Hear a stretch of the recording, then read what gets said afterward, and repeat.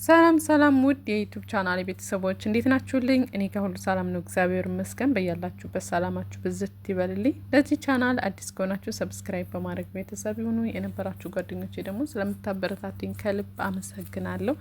ዛሬ ለየት ባለ ቪዲዮ መጥቼላችኋለሁ። ይህንን ውህድ ተጠቅማችሁ ብዙዎቻችሁ እንደምታመሰግኑኝ በጣም እርግጠኛ ነኝ 100%።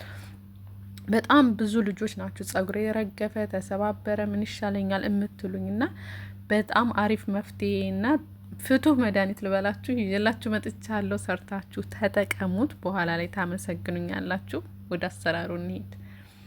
እዚህ ጋር እንዳያችሁት 2 የውሃ ብርጭቆ ውሃ ነው የጨመርኩት። 2 ብርጭቆ ውሃ ነው የጨመርኩት። ከዛ 2 የሾርባ ማንኪያ የበቆሎ ዱቄት ነው የጨመርኩት። እኔ ጸጉሬ ብዛት ስላለው ይህን ያክል ተጠቅም ያለው። ጸጉራችሁ በጣም አነሳና ይህን ያክል አይበጅም ካላችሁ ደግሞ በራሳችሁ መጠን መጠቀም ትችላላችሁ ማለት ነው። የበቆሎ ውፍረትና ቅጥነት ለመመጠን ይህን ያክል ነው መጠቀም ያለባችሁ። ለአንድ ብርጭቆ ውሃ 1 የሾርባ ማንኪያ ዱቄት ማለት ነው። ከዛ በቆሎውንና ውሃውን ከቀላቀልኩት በኋላ ይሄኛው እዚህ ጋር እንደምታዩት ፍሬሽ ሬት ነው የተጠቀምኩት። ካላችሁ እሰየው ደስ ይላል። ከሌላችሁ ግን ሬቱ ግዴታ አይደለም፣ ቢኖር ግን በጣም ተመራጭ ነው ማለት ነው። ካላችሁ ግን በእንደዚህ አይነት መልኩ ተጠቀሙት። እኔ ጄሉን ነው የምጠቀመው። ስለዚህ ጄሉን ለማውጣት አስተካክዬ በእንደዚህ አይነት መልኩ ፈቀፈኩት ማለት ነው። ስለዚህ እኔ ጄሉን ብቻ ነው። ይሄኛው ደግሞ ሸርከት ያለ ስለሆነ እፈጨዋለሁ ማለት ነው። ከዛ በቆሎውንና ውሃውን በእንደዚህ አይነት መልኩ እሳት ላይ ቀስ አርጌ ጥጄ አበስለዋለሁ። እስከሚንተከተክ መጠበቅ አለብኝ። እጄ ማረፍ የለበትም እንዳይጓጉል። እንደምታዩት በዚህ አይነት መልኩ እሰራዋለሁ ማለት ነው። እንደዚህ እንትክትክ ሲል ቢያንስ ከ10 እስከ 15 ደቂቃ አንተክትኩት ማለት ነው። ሲንተከተክ በጣም አሪፍ ይሆናል ማለት ነው። እና ቪዲዮውን ላይክ አድርጋችሁ ጀምሩት። ሌላ ጥያቄ ካላችሁ ደግሞ ኮሜንት ላይ አስቀምጡልኝ። ይህንን ቪዲዮ እስከ መጨረሻው ሁዩት። እዚህ ጋር የጨመርኩት ቅድም ስፈቀፍቀው ያያችሁት እሬት ነው፣ ፈጭቸዋለሁ። ስለዚህ ላወጣው ስል ጨመርኩት ማለት ነው። እኔ በእንደዚህ አይነት መልኩ መጠቀም ፈልጋለሁ። ትንሽ ለ1 ደቂቃ ለ2 ደቂቃ አብሮ እንዲተከተክ አድርጌዋለሁ። እናንተ ግን ልትቀቡ ስትሉ ራሱ መጨመር ትችላላችሁ። ካወጣችሁም በኋላ መጨመር ትችላላችሁ። ችግር የለውም፣ እንደፈለጋችሁ። ቫልዚል ዛሬ እጠቀማለሁ። ብዙዎቻችሁ ቫልዚል እንጠቀም ትሉኛላችሁ። ይህንን ቫልዚል ልክ እንዳወጣሁት እሳት ላይ አይደለም፣ ልክ እንዳወጣሁት ትኩስነቱ እንዳይበርድ ሳይበርድብኝ ቫልዚሉ በደንብ እንዲቀልጥ በእንደዚህ አይነት መልኩ 1 የሾርባ ማንኪያ ቫልዚል ጨምሬ አዋህደዋለሁ። እንደምታዩት እየቀለጠ ነው ያለው ማለት ነው። የትኛውንም ቫልዚል መጠቀም ትችላላችሁ። እኔ ብዙ ጊዜ ቫልዚል ተጠቃሚ አይደለሁም። ብዙዎቻችሁ ግን ትጠይቁኛላችሁ። በእንደዚህ አይነት መልኩ ተጠቀሙትና ታመሰግኑኛላችሁ። ውህዱ ጋር በጣም ተስማሚ ነው። ኢቭን ስትታጠቡት እንኳን አለቅም አይልም። ቶሎ ነው ፏ ብሎ ሙልጭ ብሎ የሚሄደውና ከዛ ዘይቱን እዛው ላይ ጨመርኩበት ማለት ነው። የወይራ ዘይት ነው የተጠቀምኩት። እናንተ የወይራ ዘይትም ካላችሁ መጠቀም ትችላላችሁ። የሰሊጥ ዘይት፣ ኮኮናት የምትጠቀሙትን ቅባት መጠቀም ትችላላችሁ። ይሄ ከዚህ ካወጣችሁት በኋላ በቀዝቃዛው ስለሆነ የሚጨምሩት ችግር የለውም። የትኛውንም ያላችሁን ፈሳሽ ቅባት መጠቀም ትችላላችሁ ማለት ነው። ቫልዚል ጸጉራችሁ በጣም የሚደርቅባችሁ ጫፉ ክርድድ የሚልባችሁ የሚረግፍባችሁ ልጆች ግን ቫልዚል በደንብ ጨምሩበት፣ ችግር የለውም። እንደነገርኳችሁ እሳት ላይ አትጨምሩት። ልክ ከእሳት እንዳወጣችሁት ሳይቀዘቅዝ በደንብ እንዲቀልጥላችሁ እዛ ላይ ጨምሩ ማለት ነው።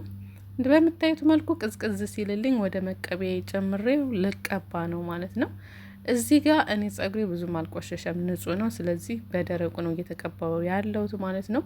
ጸጉራችሁ ሳምንትና ከዛ በላይ ከሆነ ከታጠባችሁት 1 ጊዜ በሻምፖ ለቅለቅ ብላችሁ ከዛ በፎጣ አድርቃችሁ መልሳችሁ እንደዚህ እየከፋፈላችሁ ብትቀቡት በጣም የተሻለ ነው ማለት ነው። ጸጉራችሁ እንደፈለጋችሁ ልስልስ ነው የሚለው።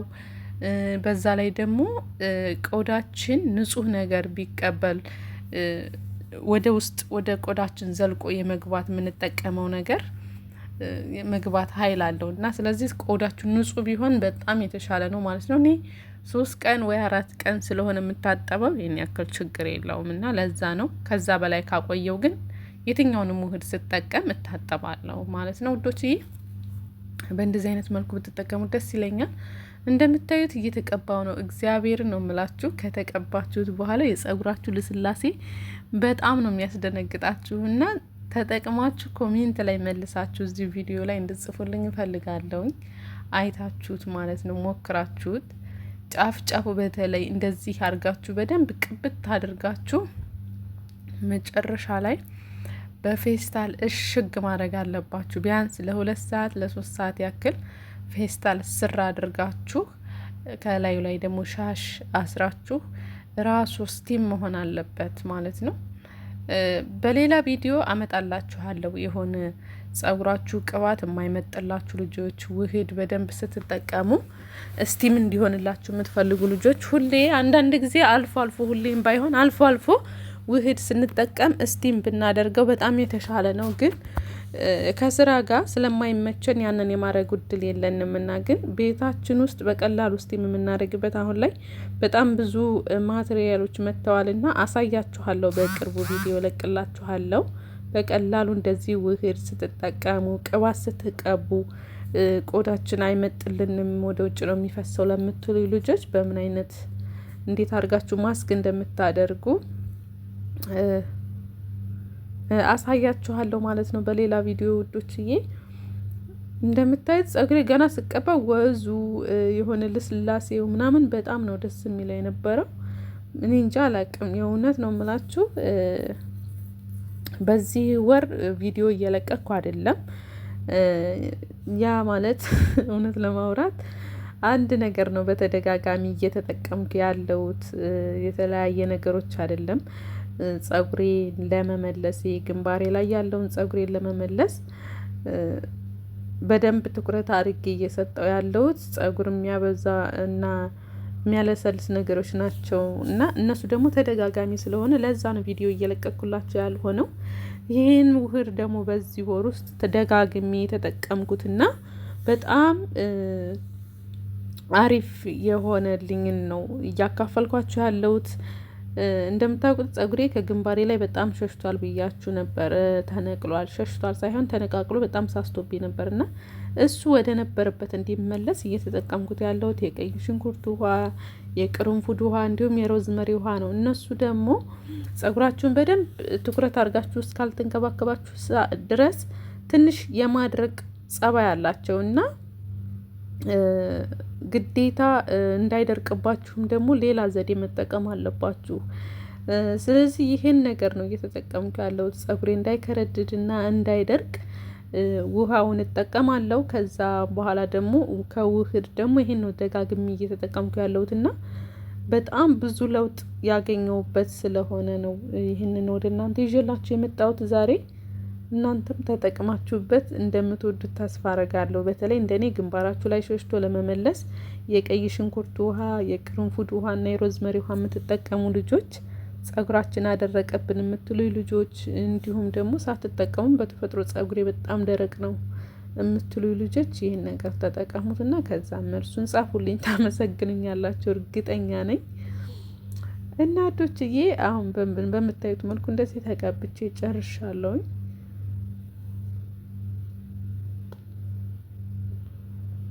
ቪዲዮ ላይክ አድርጉት፣ ደስ ይለኛል። ላይክ ለእናንተ ምንም አይደለም፣ ለእኔ ግን ላይክ ብታደርጉት አንደኛ ቪዲዮ ሌላ ቦታ ሌሎች ልጆች እንዲያዩት ሼር ያደርገዋል ዩቱብ።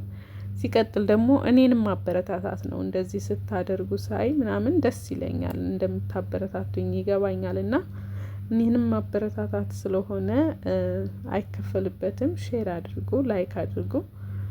እና ከዚህ በኋላ ፌስታል አስሬ ለ2 ሰዓት ከዛም በላይ አቆይቼ ነው የምታጠበው።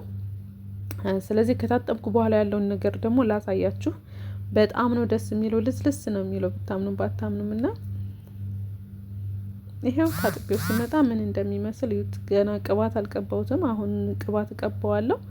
በፎጣ አድርቄ ነው ያመጣሁት እና ልስላሴው፣ ጥቁረቱ፣ ምኑ በጣም ነው ደስ የሚለው። ታጥቤ ከጨረስኩ በኋላ እንደዚህ ከመቀባቴ በፊት ቅርንፉድ ውሃ ተለቅልቄበታለሁ። ግን ቅርንፉዱ የተለቀለኩት ሁሉ አይመስልም። በጣም ሶፍት ነው ጸጉሬ ብታዩ፣ እዚህ ላይ ልስልስ ነው ያለውና ተጠቀሙት ውዶችዬ። እንደ አጋጣሚ ሆኖ ብዙ ጊዜ እኔ ቫዝሊን አልጠቀምም ስል ሰምታችሁኛል፣ ግን በእንደዚህ አይነት መልኩ በጣም ተመችቶኛል። ትወዱታላችሁ። ባይ ባይ።